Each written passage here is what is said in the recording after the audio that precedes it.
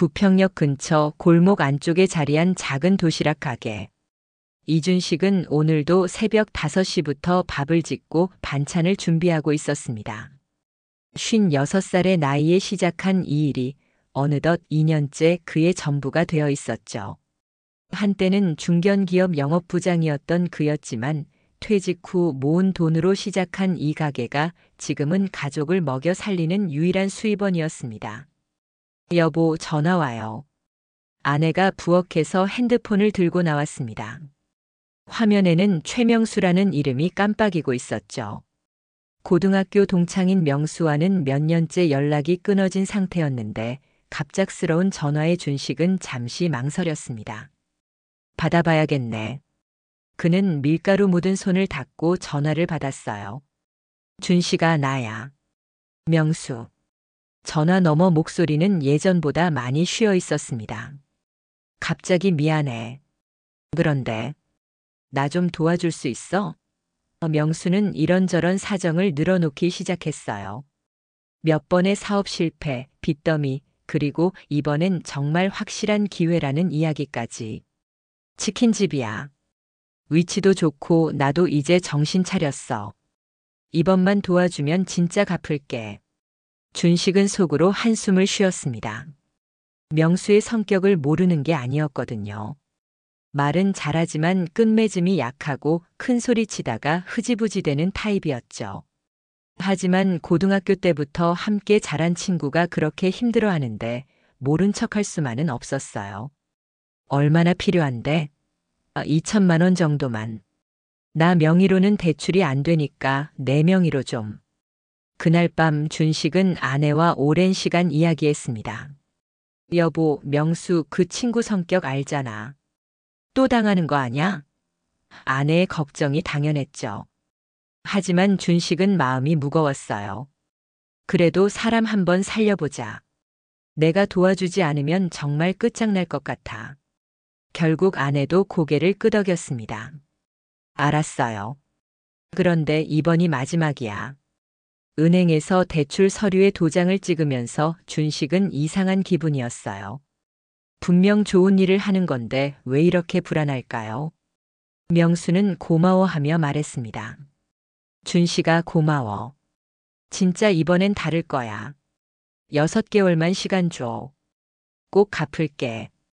그 말을 들으면서도 준식은 가슴 한편이 싸늘해지는 걸 느꼈어요.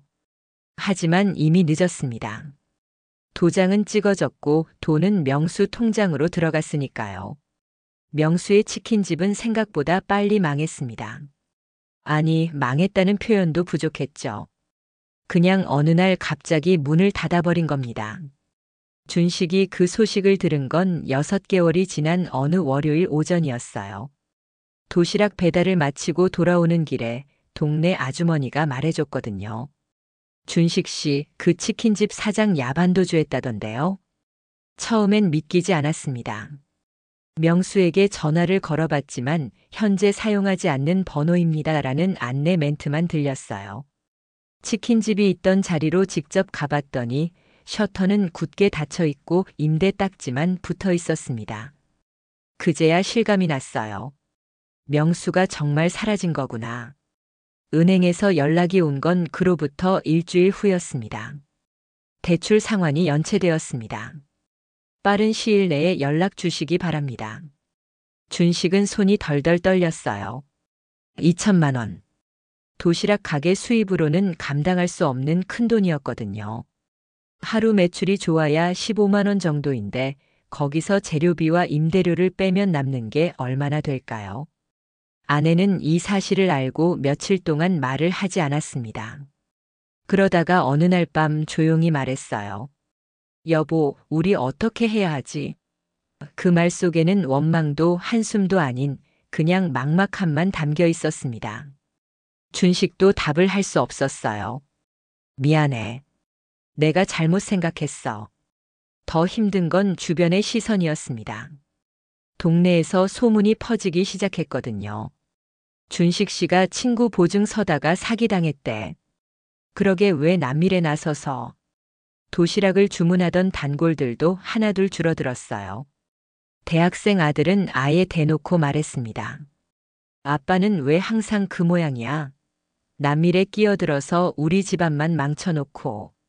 그 말을 들었을 때 준식은 정말 숨이 막혔습니다. 아들 말이 틀린 건 아니었거든요. 좋은 마음으로 한 일이지만 결과적으로는 가족에게 짐이 되어버린 셈이니까요. 그날 밤 준식은 홀로 가게에 앉아 있었어요. 형광등 불빛 아래서 라면 하나를 끓여 먹으면서 눈물이 나왔습니다. 내가 뭘 그렇게 잘못했나. 대출 독촉이 시작되고부터 준식의 하루는 완전히 달라졌습니다. 새벽 3시에 일어나서 도시락 준비를 하고 오전에는 배달과 판매, 오후에는 건설 현장에서 막노동을 했어요. 몸이 부서질 것 같았지만 매달 들어가야 하는 이자라도 갚아야 했거든요. 식재료 사는 것도 달라졌습니다. 예전에는 신선한 재료를 골랐었는데 이제는 마트 폐기 코너부터 뒤져봤어요. 유통기한이 임박한 것들, 모양이 조금 흉한 것들을 싸게 사서 쓰는 거죠. 손님들이 눈치채지 못하게 정성껏 요리했지만 마음은 늘 무거웠습니다. 명수를 찾으려고 이런저런 수소문도 해봤어요. 공통 친구들에게 연락해보고 치킨집 건물주에게 물어보기도 했지만 아무도 명수가 어디 갔는지 모르겠다고 하더라고요. 어떤 친구는 이런 말도 했어요. 준씨가 명수 그 새끼 원래 그런 놈이야. 너만 몰랐던 거지. 그 말을 듣고 나니 더 허탈했습니다. 아내는 파트타임 일을 하나 더 늘렸어요. 마트 계산대에서 일하던 것에 더해 새벽에는 신문 배달까지 시작했습니다. 56살 나이에 자전거 타고 신문을 돌리는 아내의 뒷모습을 보면 준식은 정말 죄스러웠어요. 여보, 미안해요. 내가 잘못 판단했어요. 그럴 때마다 아내는 쓸쓸하게 웃었습니다. 이미 엎질러진 물이야. 이제라도 열심히 해서 갚자.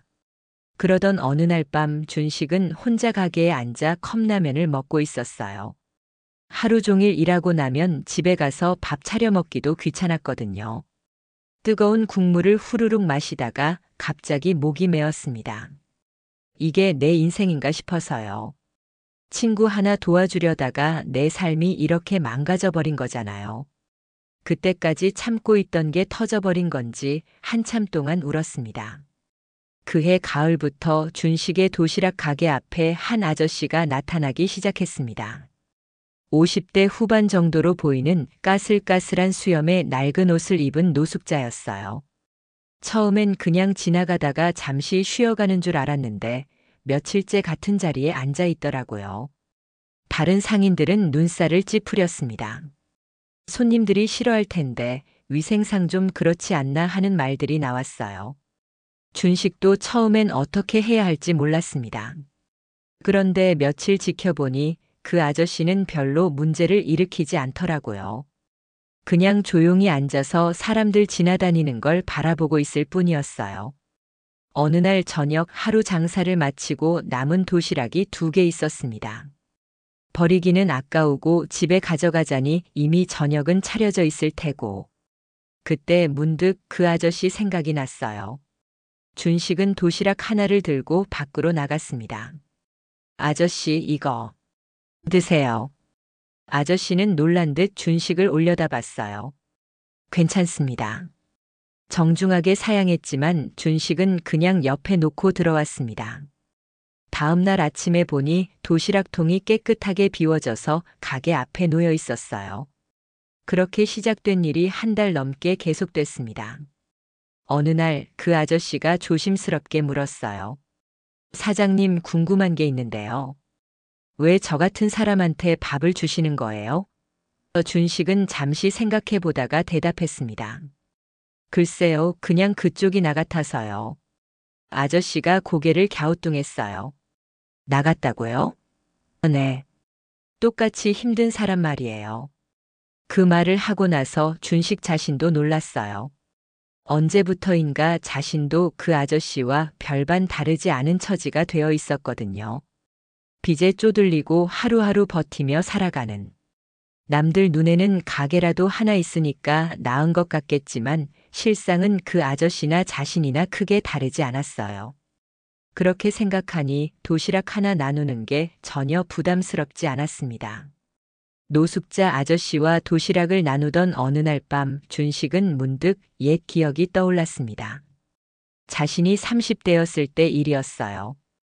외환위기 직후라 회사 사정이 어려워서 준식도 어쩔 수 없이 명예퇴직을 해야 했거든요. 갑작스럽게 일자리를 잃고 나니 정말 막막했습니다. 그때 준식은 매일같이 구직 활동을 했어요.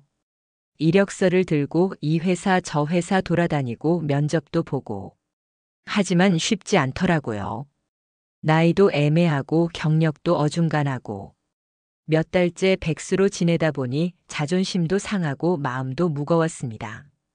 어느 날 저녁 또 한 군데 면접에서 떨어지고 집으로 돌아가는 길이었어요. 버스비도 아까워서 걸어가던 중에 작은 포장마차가 눈에 들어왔습니다. 김이 모락모락 나는 어묵탕 냄새가 너무 좋았는데 주머니 사정상 그냥 지나쳐야 했죠. 그런데 포장마차 주인 아저씨가 준식을 불러 세웠어요. 젊은이 어디가? 준식은 당황스러웠어요. 처음 보는 사람인데 갑자기 말을 걸어서 그냥 집에 가려고요. 얼굴이 안 좋아 보이는데 뭐 힘든 일 있나? 준식은 괜찮다고 손사래를 쳤지만 아저씨는 이미 국밥 한 그릇을 내밀고 있었어요. 공짜야. 그냥 먹고 가. 아니에요. 돈을 내야죠. 준식이 사양했지만 아저씨는 고개를 저었습니다. 젊은이가 힘들어 보이는데 뭘. 밥은 먹고 다녀야지. 그 말에 준식은 정말 고마웠어요. 몇 달 만에 먹어보는 따뜻한 국밥이었거든요. 한 숟가락 떠먹는데 눈물이 날 뻔했습니다. 고맙습니다, 정말. 준식이 인사를 하자 아저씨는 웃으며 말했어요. 나도 예전에 힘들 때 남한테 도움받은 적 많아. 그러니까 이제 내가 누구한테 하는 거지, 뭐. 그 한마디가 준식한테는 정말 큰 힘이 되었어요. 세상에 나 혼자만 힘든 게 아니구나. 그리고 이렇게 도와주는 사람도 있구나. 그 일을 떠올리면서 준식은 이상한 기분이었어요. 그때 자신이 받았던 그 따뜻한 마음을 지금은 자신이 다른 사람한테 주고 있는 것 같아서. 물론 명수 때문에 생긴 빚 때문에 힘들긴 하지만 그래도 완전히 무너진 건 아니구나 싶었어요. 누군가에게 밥 한 끼 대접할 수 있을 정도는 되니까 말이에요. 그렇게 2년이 흘렀습니다. 준식은 여전히 빚을 갚아나가고 있었고 도시락 가게도 그럭저럭 버텨가고 있었어요. 노숙자 아저씨는 겨울이 되면서 어디론가 사라졌다가 봄이 오면 또 나타나곤 했습니다. 준식도 이제 그분과 간단한 안부 정도는 주고받는 사이가 되어 있었죠. 어느 화요일 오후 평소처럼 가게에서 도시락을 만들고 있는데 익숙한 목소리가 들려왔어요. 준식아. 고개를 들어보니 명수가 서 있었습니다. 하지만 2년 전에 그가 아니었어요. 얼굴은 반쪽이나 꺼져 있고 옷차림도 말이 아니었거든요. 술 냄새도 심하게 났어요. 야, 너. 준식은 할 말이 없었습니다. 화가 났지만 한편으로는 명수가 너무 초라해 보여서 차마 소리를 지를 수도 없었어요. 준식아, 미안해. 정말 미안해. 명수는 떨리는 목소리로 말했습니다. 나 정말 미쳤었어. 그때 왜 그랬는지 모르겠어. 명수의 이야기는 예상했던 것과 비슷했어요. 치킨집은 한 달도 안 되어서 적자가 누적되기 시작했고 명수는 패닉에 빠졌다고 했어요. 더 큰 빚을 지기 전에 그냥 도망쳤어. 준식이 너한테는 나중에 갚으면 되겠다 싶어서.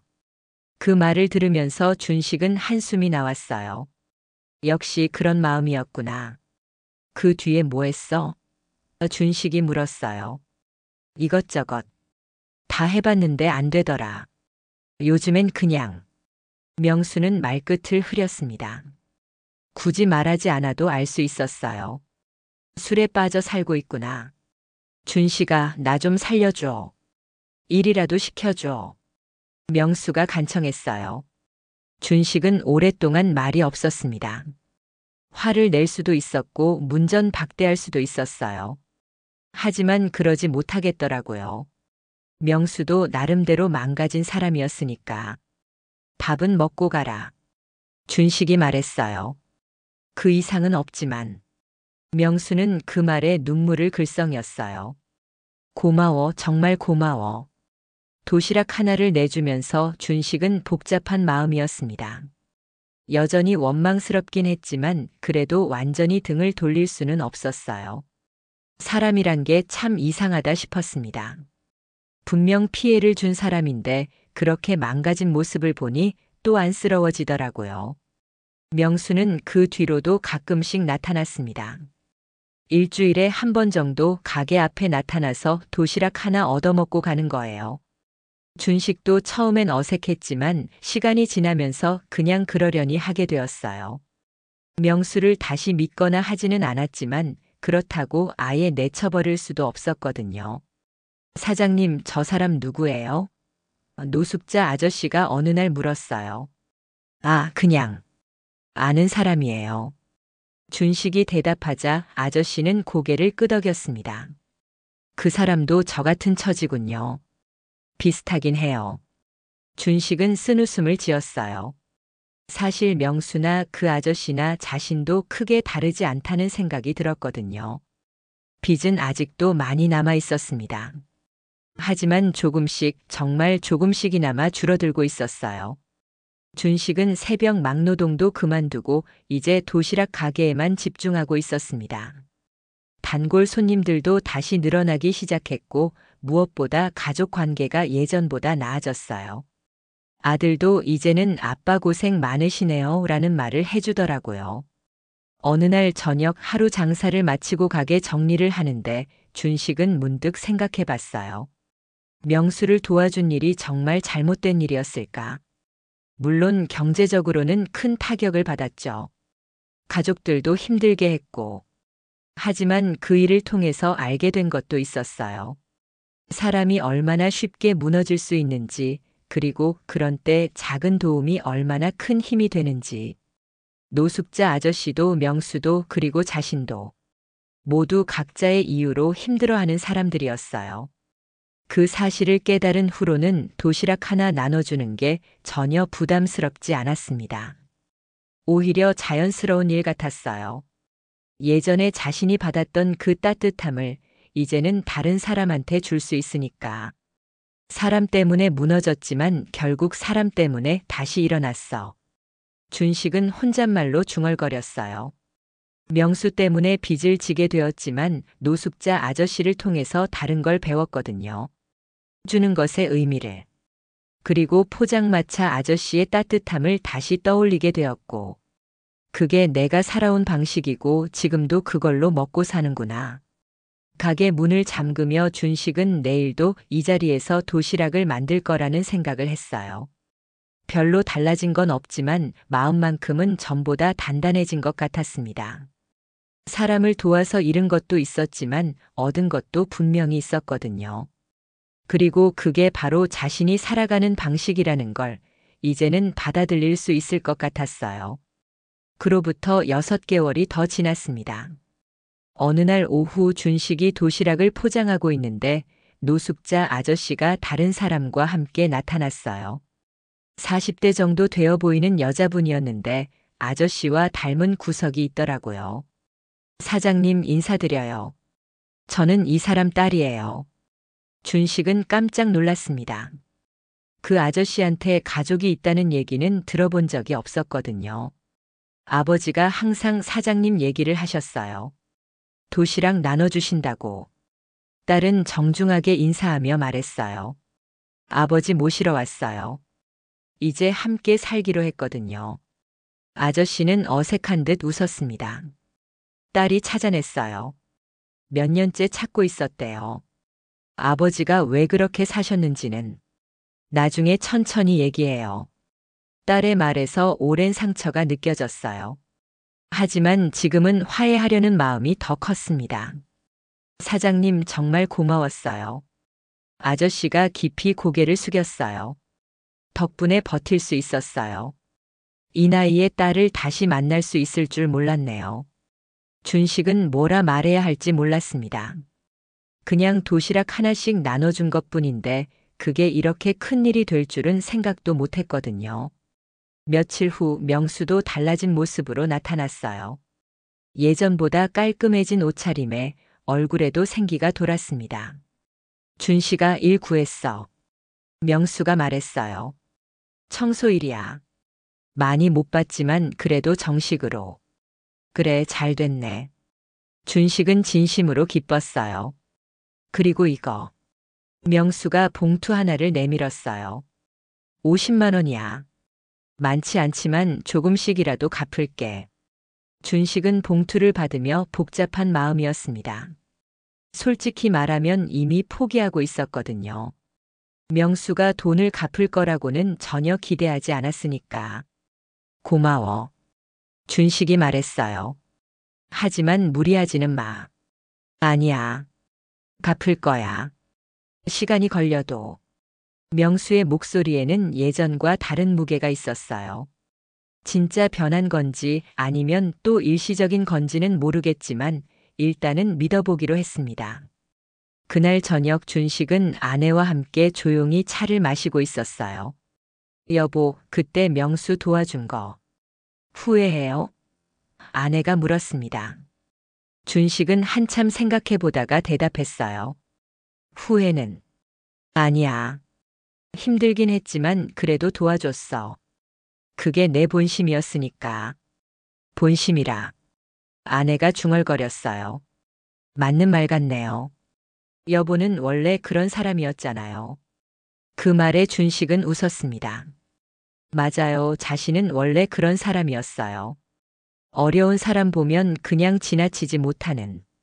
그게 때로는 손해를 불러오기도 하지만 그래도 그게 자신이었어요. 도시락 가게는 여전히 그 자리에 있습니다. 준식도 여전히 새벽에 일어나서 밥을 짓고 반찬을 만들어요. 빚도 아직 많이 남아있지만 이제는 조금씩 줄어들고 있어요. 무엇보다 마음이 편해졌습니다. 사람을 도와주는 게 바보 같은 일이 아니라는 걸 이제는 확실히 알거든요. 가끔 새로운 손님이 와서 물어봐요. 사장님, 왜 이렇게 푸짐하게 주세요? 그럴 때마다 준식은 웃으며 대답합니다. 그냥요. 밥은 배불리 먹어야죠. 그리고 속으로 생각해요. 그래도 도와줬어. 그게 내 본심이니까. 어떤 사람들은 말할지도 몰라요. 바보 같다고 손해만 본다고. 하지만 준식은 이제 알고 있어요. 사람이 사람을 돕는다는 건 때로는 손해를 보는 일이지만 그래도 해야 하는 일이라는 걸. 그게 바로 사람답게 사는 거라는 걸. 그리고 그런 마음으로 살아가다 보면 언젠가는 돌아온다는 걸. 꼭 돈으로 돌아오는 게 아니라도 마음으로라도 말이에요. 준식의 도시락 가게는 오늘도 문을 열고 있습니다. 그리고 내일도 모레도. 사람들이 배고플 때 찾아와서 따뜻한 밥 한 끼 먹고 갈 수 있는 그런 곳으로 말이에요.